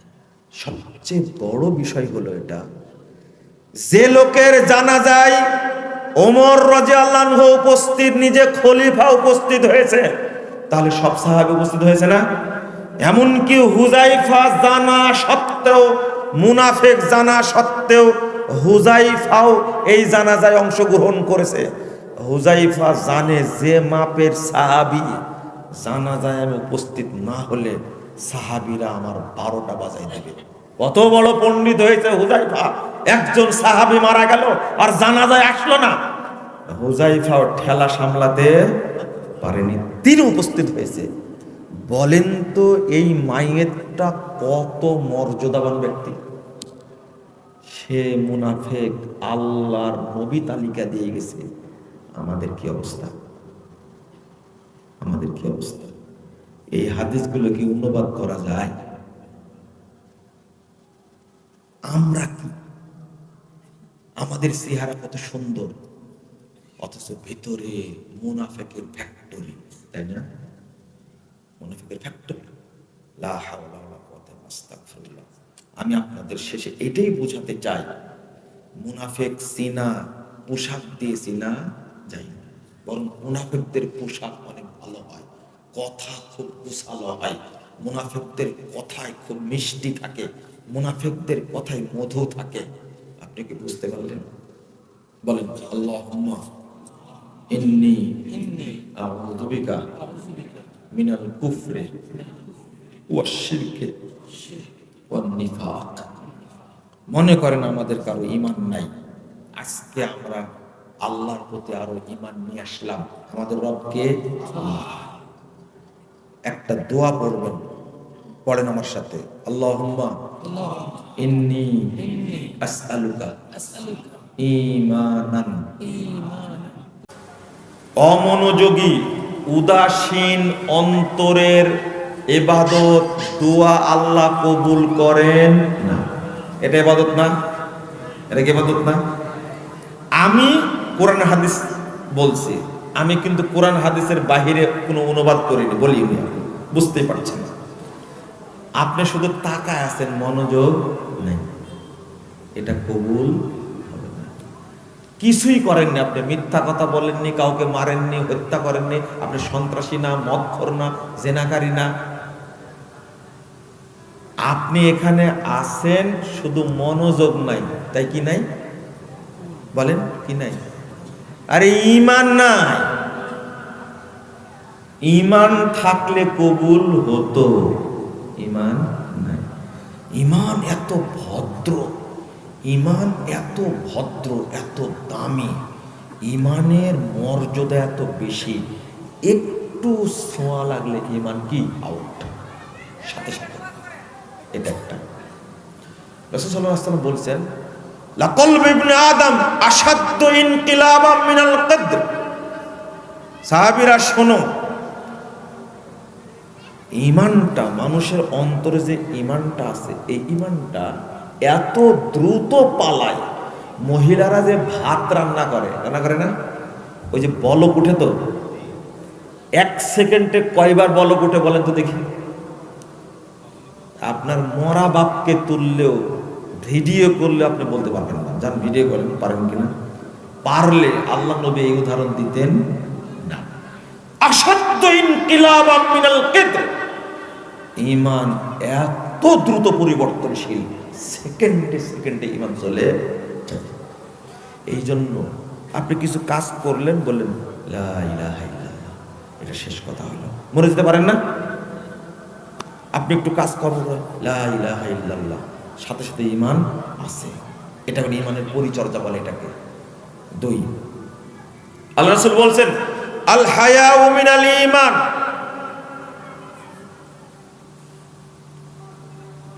ওয়াল ঈমানু ফিল জান্নাহ, লজ্জাই হলো ঈমান, আর ঈমানই জান্নাত। তাহলে যার মধ্যে লজ্জা নাই তার মধ্যে কি নাই? যে লোকটা ভদ্র না এই লোকটা মুমিন না। শুধু ভদ্রতা নাই, কোনো খারাপ কাজ করেনি, কিন্তু লোকটা অভদ্র, বুঝতে হবে তার মধ্যে কি নাই? ঈমান। আল্লাহ রাসূল বলছেন লা ইয়াস্তামিআন ফি কলবি আবদিন আল ঈমান ওয়াল হাসাদ। একটা অন্তরে হিংসা এবং ঈমান কখনো এক জায়গায় হয় না। লা লা ইয়াস্তামিউ আশ-শুহু ওয়াল ঈমান ফি কলবি আবদিন। আল্লাহ রাসূল বলেছেন কৃপণতা আর ঈমান কখনো এক জায়গায় হয় না। কিভাবে বোঝালে আপনি বুঝবেন? আচ্ছা, আরেকটা হাদিস বলি, 2027 নম্বর হাদিস, তিরমিজির মধ্যে এসেছে, আল হায়া ওয়াল ইয়ু শুবাতুম মিনাল ঈমান। লজ্জা এবং অল্প কথা, লজ্জা এবং অল্প কথা ঈমানের লক্ষণ, ঈমানের অংশ। ওয়াল বাযাউ ওয়াল বায়ান শুবাতুম মিনান নিফাক। যার মুখ দিয়ে খারাপ কথা উচ্চারিত হয় এ হলো মুনাফিক। যার মুখ দিয়ে অশ্রাব্য ভাষা বের হয় সে কি? আপনি দেখতে খুব সুন্দর, কিন্তু রিকশাওয়ালার সাথে যে ভাষা ব্যবহার করেন ঈমান নাই। আপনার ওয়াইফকে আপনি গালিগালাজ করেন, আপনি কত ভালো মানুষ, আপনার ওয়াইফের সাথে কথা বললে বোঝা যাবে। একজন মহিলা বলছে আমার হাজবেন্ডকে তো আল্লাহ জান্নাত দিবে না, দিবে না, ওকে জাহান্নামেও রাখবে না। কি রাগ চিন্তা করে! ওর মতো খারাপ কোনো মানুষ হয় না। কেন খারাপ? আমাকে তো গালি দেয়, আমার মাকেও গালি দেয়, আমার বাপকেও গালি দেয়, আমার 14 গোষ্ঠীকে গালি দেয়, কিন্তু দেখতে খুব সুন্দর, কিন্তু ভিতরে কি নাই? অশ্রাব্য ভাষা যার মুখ থেকে বের হয় এ ব্যক্তি মুমিন না। কিছুই করেনি, শুধু খারাপ ভাষা বলে, কি নাই ভিতরে? আচ্ছা, ঈমান কত ভদ্র আপনি কি খেয়াল করেছেন? এই বক্তব্যগুলোকে কেমনে বুঝাবো আপনাদেরকে, তাই না? সবাই যদি এই আলোচনা করতো বুঝতেন, তাই না? এই জন্য গালি আমাকে বেশি দেন, তাই না? ওয়াল বায়ান, যে বেশি কথা বলে সে মুনাফিক। যে বেশি কথা বলে সে কি? মুনাফিক। দেখবেন কোন মানুষ বক বক করতে আছে, অনেক কথা বলার পরে বলছে ভাই কথা কিন্তু আমি একটু বেশি বলি। কেমন ছাগলের ছাগল বলে না, ও যে মুনাফিক এটা কি ও জানেই না, বুঝেন না, তাই না? মান কাসুরা কালামু কাসুরা কাযিবু। যে বেশি কথা বলে সে বেশি মিথ্যা বলে। এই হাদিস কোথায় রাখবেন? কোন পাপ করেনি, ওর অপরাধ কি? বেশি কথা বলে। সে কি না? বলেন কি না? মুমিন না। বলছেন না কেন? বক বক বক বক করতে আছে। আপনারা তো বুঝবেন না, বুঝার তো কথা। আপনি নরসিংদী থেকে গাড়িতে উঠেছেন, আপনার পাশে একজন বুড়া উঠছে, সরকারি চাকরি করতো আগে। এই যে শুরু হলো গপ্প, ঢাকা যেতে যেতে আপনার মাথা 3টা বানায় দেব, এরকম আছে না? ঈমান কত মর্যাদাবান, ভদ্র। ও বক বক করে, তাই ঈমান কি হয়ে গেছে? ও কৃপণ। কৃপণ মানুষ জান্নাতে যাবে না। কৃপণ জান্নাত, অনেক বড় ধনী মানুষ কিন্তু কৃপণ জান্নাতে যাবে না। কৃপণ কত খারাপ, কৃপণতা কত খারাপ অভ্যাস দেখেন। কৃপণতা ভিতরে আছে, ঈমান কি নেই, ঈমান চলে গেছে। হিংসা কত খারাপ জিনিস, হিংসা আপনার অন্তরে আছে, ঈমান নেই। এখন আপনি বলবেন যে আলেমরাই তো বেশি হিংসা করে, তাই না? আলেমকে কি বাদ দিয়ে আল্লাহ রাসূল বলছেন? আরে মক্কার ইমামের মধ্যে যদি হিংসা থাকে তবুও তার মধ্যে কি নাই? হিংসা, কৃপণতা, বেহায়া মানুষ, তাই ঈমান নাই। আল্লাহ রাসূল বলছেন আল হায়া ওয়াল ঈমানু কুরিনা জামিয়া। লজ্জা এবং ঈমান পাশাপাশি অবস্থান করে। এদা রুফিয়া আহাদুহুমা রুফিয়াল আখার। একটা উঠে গেলে আরেকটা উঠে কি? ধরতে। একটা প্রশ্ন করি আপনাদেরকে, নিফাক, নিফাক থাকলে কি ঈমান থাকবে? আচ্ছা, আপনাদের কারো মনে হয়েছে এই যাবত, প্রশ্নটা শোনেন, আমি মনে হয় মুমিন মানে মুনাফিক হয়ে গেছি, মুমিন নাই। জহরের সালাত পড়ার কথা ছিল 12:15, এখন 2:30 বেজে গেল, মনে হয় আমি মুনাফিক হয়ে গেছি। এরকম কি কারো মনে হয়? কারো মনে হয় না। আমি মিথ্যা কথা বললাম, মনে হয় আমি মুমিন না, মুনাফিক হয়ে গেছি। নাহলে এই কথাটা বলার দরকার ছিল না, মিথ্যা কথা বললাম কেন আমি? মনে হয় মুনাফিক হয়ে গেছি। যতদিন এইটা আপনার মনে না হবে ততদিন আপনি মুমিন হতে পারবেন না। আসর সালাতটা পড়ার দরকার ছিল 3:15 মধ্যে, কটার মধ্যে? কিন্তু এখন তো 4টা বেজে গেল, 4:15 বেজে গেল, পড়া হলো না।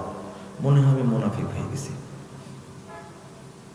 মুসল্লিদের মধ্যে 6 শ্রেণীর মানুষ মুনাফিক। মুসল্লিদের মধ্যেই মুনাফিক আছে কয় শ্রেণীর? 6টা গুণের মধ্যে কোনো একটা যার মধ্যে থাকবে সে মুনাফিক মুসল্লি। এক শোনেন, আত-তাখাল্লুফু আনিল জামা, নামাজ পড়ে জামাতে পড়ে না, এ হলো মুনাফিক মুসল্লি। মনে থাকবে, নামাজ পড়ে জামাতে পড়ে না, মুনাফিক। তাখিরুস সালাত, সালাত পড়ে দেরি করে পড়ে, মুসল্লি হতে পারে কিন্তু সে মুনাফিক মুসল্লি, দেরি করে সালাত পড়ে। 3 আল কাসালু ইলা কিয়ামিস সালাত, সালাত পড়তে যেতে অলসতা করে। মা বলছে আজান হয়েছে রে, মসজিদে যা, ও গড়িমসি করছে। একামত হয়ে গেল, তাও খোঁজ নাই, যা দৌড়া একামত হয়ে গেছে, গিয়ে ওযু করতে করতে 3 রাকাত শেষ। এই হলো মুনাফিক। আল্লাহ রাসূল বলছেন এই মুনাফিককে আল্লাহ সব শেষে জাহান্নামে দিবেন। মানে ও জামাতে পড়ে, মসজিদেও পড়ে, শুধু প্রথম রাকাতে পড়ে না, তাই আল্লাহ কোথায় দিবেন? জাহান্নামে দিবেন। 4 মুরাতুন নাস, মানুষকে দেখানোর জন্য পড়ে সালাত। 5 নম্বর কিল্লাতু যিকরিহা, আল্লাহকে সময় দেয় না। আল্লাহ বলছেন লা ইয়াযকুরুনাল্লাহ ইল্লা কালিলা। সালাত পড়তে গিয়ে আল্লাহকে সময় দেয় না, 1.5 মিনিটে তাড়াহুড়া করে সালাত পড়ে দৌড়। যদি এই অভ্যাস, সব অভ্যাস না থাকলেও এইটা যদি থাকে, আপনি বুঝবেন আমি একজন মুনাফিক মুসল্লি। বুঝেননি মনে কথাটা, তাই না? জহর সালাত 4 রাকাত পড়তে অন্তত 10 মিনিট সময় লাগার কথা, আপনি 1.5 থেকে 2 মিনিটে পড়ে দৌড় দিলেন। আপনি নিজেই বুঝবেন, কারো বলা লাগবে না আমি একজন মুনাফিক মুসল্লি, আপনি বুঝলেই হলো। ইমামের বোঝা লাগবে না, আলেমের বোঝা লাগবে না, মুয়াজ্জিনের বোঝা লাগবে না, আপনি বুঝলেই হলো যে আমার সালাত পড়তে 4 রাকাত পড়তে 2 মিনিট লাগলো মাত্র, আমি তো মুনাফিক। কিল্লাতু যিকরিহা, আপনাকে সালাতে টাইম দিতে হবে, আল্লাহকে টাইম দিতে হবে, সময় নিয়ে সালাত পড়বেন, কোনো তাড়াহুড়া চলবে না। 6 নম্বর নাকরুহা কানাকরিল গুরাবি ওয়াদ-দুয়ুক, কাকের মতো, মুরগের মতো যে রুকু সিজদা দ্রুত করে, এগুলো হলো মুনাফিক মুসল্লি। এই 6টি, কয়টা? এই 6টির কোনো একটা থাকলে ও কি মুসল্লি? মুনাফিক মুসল্লি। এই সুন্দর গুণগুলো তো আমাদের মধ্যে নাই, তাই না? এই গুণ একটা থাকলেও আপনার সালাত আপনার গলার উপরে উঠবে না। বুঝেননি কথা? মানে আল্লাহর কাছে যাওয়া তো দূরের কথা। আবার বলবো গুণগুলো, আবার বলবো, আবার বলি শুনেন। মুখস্থ করা লাগবে সব মুসল্লিকে, মুসল্লি মানে সবাইকে মুখস্থ করা লাগবে। আত-তাখাল্লুফু আনিল জামা, নামাজ পড়ে জামাতে পড়ে না। 2 তাখিরুস সালাত, সালাত পড়ে দেরিতে পড়ে, আওয়াল ওয়াক্তে পড়ে না, মোটামুটি ওয়াক্তে পড়ে না, দেরিতে পড়ে। 3 আল কাসালু ইলা কিয়ামিস সালাত, সালাত পড়তে মসজিদে যেতে অলসতা করে। 4 মুরাতুন নাস, মানুষকে দেখানোর জন্য পড়ে। 5 কিল্লাতু যিকরিহা, আল্লাহকে সময় দেয় না সালাত পড়তে গেলে, দ্রুত পড়ে তাড়াহুড়া করে দৌড় দেয়। নাকরুহা, অর্থাৎ মুরগ বা কাকের মতো করে দ্রুত রুকু এবং সেজদা করে। এই 6টা গুণের মধ্যে যে কোনো একটা কারোর মধ্যে থাকলে এ মুনাফিক মুসল্লি, এর সালাত মাথার উপরে উঠবে না। আচ্ছা, যে পয়েন্টে গেলাম সেই পয়েন্টটা হলো, আপনারা কেউ ভয় করেন না এখন পর্যন্ত যে আমি মনে হয় মুনাফিক হয়ে গেছি, না হলে মিথ্যা কথা বললাম কেন, আমি এখনো হারাম খাই, মনে হয় মুনাফিক হয়ে গেছি, বয়স এখন 60 বছর, আমি ছোট থেকে বিড়ি খাচ্ছি, এখনো খাচ্ছি, মনে হয় আমি মুনাফিক হয়ে গেছি। আপনি কি বুঝতে পারলেন কথা? একটা মহিলার বয়স এখন 65 বছর, সে এখন পর্যন্ত পর্দা করা শিখেনি, এখন পর্যন্ত চোখের ভুরু সুন্দর করে কাটিং করে। গতকালকে একজন মহিলা বলছেন, শুনে হতবাক হয়েছি, অর্থাৎ এম এ সবুর সাহেবের ওয়াইফ বলছে, নারীকে পুরুষ বানায় কি করে আর পুরুষকে নারী বানায় কি করে, ট্রান্সজেন্ডার, তাই না? যেখানে চোখের ভুরু কাটলে তাকে জাহান্নামে যেতে হবে, সেখানে একজন মহিলাকে নারী বানালে কি শাস্তি হবে, সেখানে একজন মহিলাকে নারী বানালে একজন পুরুষকে মহিলা বানালে, একজন মহিলাকে পুরুষ বানালে কি শাস্তি হতে পারে। আমি পয়েন্টটা শুনে তো হতবাক হয়ে গেলাম। বুঝেন না আপনার, না? ভুরু চিকন করলে কোথায় যেতে হবে? জাহান্নাম। আল্লাহ লানত করেছেন, রাসূল লানত করেছেন, মুমিনরা লানত করেছেন। সেখানে একজন মানুষের অঙ্গ কেটে দিয়ে যদি পুরুষকে মহিলা বানানো হয়, তাহলে তার কত বড় শাস্তি হতে পারে। বক্তব্য তো দেই, কিন্তু মহিলারও যে বক্তব্য জানে, এটা তার দলিল একটা। আমি আর তরিকুল ইসলাম মাদানী দুইজনই ছিলাম, পয়েন্টটা শুনে হতবাক হয়ে গেছি। আপনি বুঝেন না কি বললাম? বলেন তো দেখি, কি বললাম? একজন মহিলা বয়স এখন 65, এখন পর্যন্ত সে পর্দা করেনি, মুসলিম মহিলা, নামাজ পড়ে। বলেন তো এ মুনাফিক মুসল্লি না মুসলিম? মুনাফিক, তাই না? বলেন তো, আস্তাগফিরুল্লাহ আস্তাগফিরুল্লাহ নাউযুবিল্লাহ। কখন পর্দা করবে? একদিন ঢাকা থেকে চিটাগাং যাচ্ছে, বুঝতে পারলেন তো? আমি পার্শ্বের সিটে আছি, মাঝখানে কি বলে যে রাস্তা, এর পার্শ্বের সিটে এক মহিলা আছে। ওই মহিলার বুরকা তো দূরের কথা, উড়নাও নাই, শুধু কি আছে, শুধু একটা জামা পরে আছে, মাথার ঢাকা নাই। জহরের টাইম, মহিলা ব্যাগের মধ্যে থেকে সুন্দর করে একটা বড় কি বল উড়না বের করলো, বের করে সুন্দর করে মাথার উপর দিল, দেওয়ার পরে আল্লাহু আকবার নামাজ শুরু করে দিল। নামাজ শেষ করে আবার সুন্দর করে ভাঁজ করে আবার রেখে দিল। এই মুসল্লির নামাজিতে কবুল হবে? তা মসজিদে না, বাড়িতে না, বিমান থামা অবস্থা না, বিমান উড়ছে, ফ্লাই করেছে, সেই অবস্থায় বিমানে উঠে সালাত করছে একজন মহিলা, তার গায়ে বুরকা তো দূরের কথা কি নাই। এই মুসল্লির ইবাদত কি আল্লাহর কাছে যাবে? যদি 50 বছর যদি পড়ে, 100 বছর যদি, 1000 বছর যদি পড়ে, যাবে? এই মুনাফিক মুসল্লির সালাত যাবে না। ইবনে আবি মুলাইকা রাহিমাহুল্লাহ তিনি বলছেন, আদরাকতু সালাসিনা রাজুলাম মিন আসহাবিন নবী সাল্লাল্লাহু আলাইহি ওয়াসাল্লাম কুল্লুহুম ইয়াখাফুন নিফাকা আলা নাফসি। আমি 30 জন সাহাবীর সাক্ষাৎ পেয়েছি, প্রত্যেক সাহাবী ভয় করতেন আমি মনে হয় মুনাফিক হয়ে গেছি। হামজা, জান্নাতে যে হামজার পরিচয় হলো সাইয়্যিদুশ শুহাদা ফিল জান্নাহ, জান্নাতে সমস্ত শহীদদের সর্দার হবেন হামজা রাদিয়াল্লাহু আনহু। সেই মানুষটা আল্লাহ রাসূলকে বলছেন, না ফাকতু ইয়া রাসূলুল্লাহ, আল্লাহ রাসূল আমি মুনাফিক হয়ে গেছি, আমি মুনাফিক হয়ে গেছি। আচ্ছা, আপনারা কি সাহাবী? আপনারা কি তাবেঈ? আচ্ছা, আমাদের কেন মনে হয় না যে আমি মুনাফিক হয়ে গেছি? শুনে, ওমর রাদিয়াল্লাহু আনহু একদিন শুনলেন, কে ভালো করে শোনেন, ওমর রাদিয়াল্লাহু আনহু একদিন শুনলেন যে হুযায়ফা রাদিয়াল্লাহু আনহুর কাছে আল্লাহ রাসূল একটা তালিকা দিয়েছেন, মুনাফিকের তালিকা। তার তালিকা গোপনে দিয়ে গেছেন, তালিকা গোপনে তালিকা দিয়ে গেছেন আল্লাহ রাসূল হুযাইফার কাছে। এইটা শুনেছেন কখন জানেন? গোপন যেহেতু আল্লাহ রাসূল মারা গেছেন, আবু বকর মারা গেছেন, ওমর তখন খলিফা। বুঝেননি কথা? তালিকা মাত্র 12 জন বা 15 জন। কয়জন? 12 থেকে 15 জন, বেশি না। কোন হাদিসে 12 জন আসছে, কোন হাদিসে 15 জন আসছে, বেশি না, মাত্র 12 থেকে 15 জন। ওমর রাদিয়াল্লাহু আনহু যখন খলিফা, তার কানে গেছে, কেউ বলেছে হুযাইফার কাছে মুনাফিকের তালিকা আল্লাহ রাসূল গোপনে দিয়ে গেছেন।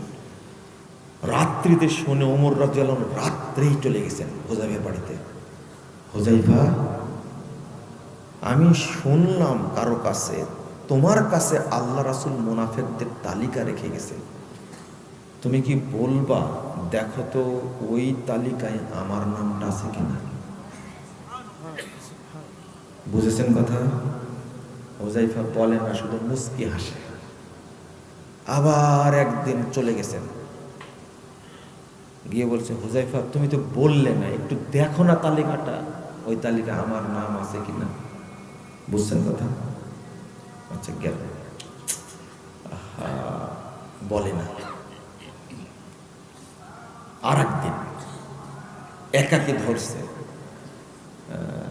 হুযাইফা আজকে আমাকে বলো তো দেখি, হয়তো আল্লাহ রাসূল আমাকে লজ্জায় বলতে পারেননি, বললে ওই খাতায় আমার নাম আছে মুনাফিক, তাহলে আমি আল্লাহর আরো ইবাদত করব। আল্লাহর ওয়া নাঈমান লা ইয়ানফাদ ওয়া মুরাফাকাতা মুহাম্মাদিন ফি আলা জান্নাতিল খুলদ।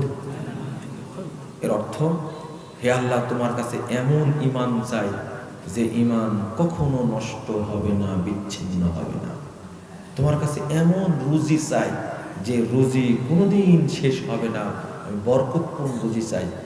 আর মুহাম্মদ সাল্লাল্লাহু আলাইহি সাল্লাম জান্নাতে যে জায়গায় থাকবে আমি তার সাথে জান্নাতে থাকতে চাই, তুমি কবুল করো। দোয়াটা মুখস্থ আছে। এই দোয়া সেজদাতে বেশি বেশি পড়বেন। এই দোয়া কবুল হলে আমার কাছ থেকে নিফাক, ঈমান নষ্ট করতে পারবে না, মুনাফিকি আমার ঈমান নষ্ট করতে পারবে না। আবার পড়েন, আল্লাহুম্মা ইন্নী আসআলুকা ঈমানান লা ইয়ারতাদ ওয়া নাঈমান লা ইয়ানফাদ ওয়া মুরাফাকাতা মুহাম্মাদিন ফি আলা জান্নাতিল খুলদ। মনে থাকবে, আল্লাহ যেন আমাদের অন্তরে নিফাক না রাখেন, নিফাক যেন না থাকে। একটা পদ্ধতি বলে বক্তব্য শেষ করব, একটা অল্প কথা শেষ হয়ে যাবে। 1 নম্বর, যদি আউয়াল ওয়াক্তে সালাত পড়েন তাহলে আপনার মধ্যে নিফাক জন্ম নিবে না। 2, আউয়াল ওয়াক্তে সালাত পড়লে কবরে আযাব হবে না।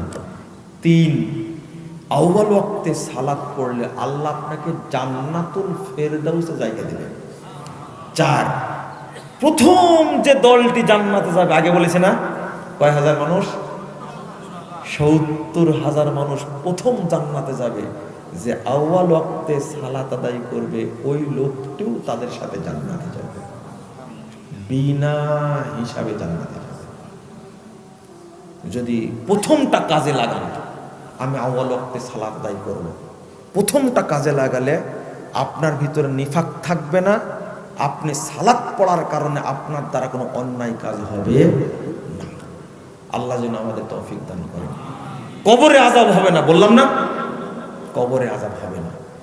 মাইয়েতকে যখন কবর দেওয়া হবে, মাইয়েতকে যখন কবর দেওয়া হবে, রাসূল সাল্লাল্লাহু আলাইহি ওয়াসাল্লাম বলছেন যে মুসসিলাতে শামসিলা, সূর্য ডুবার মতো হবে। মুনকার নাকি যখন বসাবে বলবে মার রব্বুক, তোমার রবকে। লোকটা চোখ মুছবে, 2 চোখ মুছবে আর বলবে দাওনি ওসাল্লি, এই আমাকে ছাড়ো, আগে সালাত পড়ে নি, দেখো না সূর্য ডুবে যাচ্ছে, আগে সালাত পড়ি। মার রব্বুকা, তোমার রব কে? উত্তর কি বলেন? আমার দিনুকা, তোমার দিন কি? আমার নবী, তোমার নবী কে? এই তিনটা কথা উত্তর দিতে কি 3 ঘন্টা লাগবে? 5 ঘন্টা 5 মিনিট? তিনটা উত্তরগুলো কি খারাপ? মুসল্লি বলছে ফেরেশতাকে, তাও মুনকার নাকি, এ জিবরিল না, এ মিকাইল না, ইসরাফিল না, ও হলো মুনকার নাকির, চোখেও দেখে না, শুনেও না, ভয়ানক ফেরেশতা। বলছে দাউনি উসাল্লাই, ছাড়ো আমাকে, আমি সালাত পড়িনি আগে। দেখছো না সূর্য ডুবে যাচ্ছে? সালাতের ওয়াক্ত হয়ে গেলে রব্বি আল্লাহ এইটা সময় দেওয়া যাবে না, আগে সালাত। এর নাম আওয়াল ওয়াক্তে পড়া। পড়েন কি? পড়েন? কেউ পড়েন? এই জহর কাটা পড়েছেন 12:30টায়, ওয়াক্ত হয়েছে আজকে 11:50। 11:50 হয়েছে। হ্যাঁ, 55। ঢাকায় হয়েছে 52 মিনিটে। কি বলেন? এটা নরসিংদী 50। 11:50 ওয়াক্ত হয়েছে। ওয়াক্ত হওয়ার পরে 15 থেকে 20 মিনিট মধ্যে সালাত পড়বেন, এটা বলা। আল্লাহ যেন আমাদের তৌফিক দান করেন, আমিন। আগামীকালকে প্রোগ্রাম হবে ইনশাআল্লাহ, আপনাদের দাওয়াত থাকবেন ইনশাআল্লাহ। জাযাকুমুল্লাহ খায়রান। অনেক সময় কথা বললাম, একবারে ফুল হয়ে গেছে 1.5 ঘন্টা। সন্তুষ্ট তো?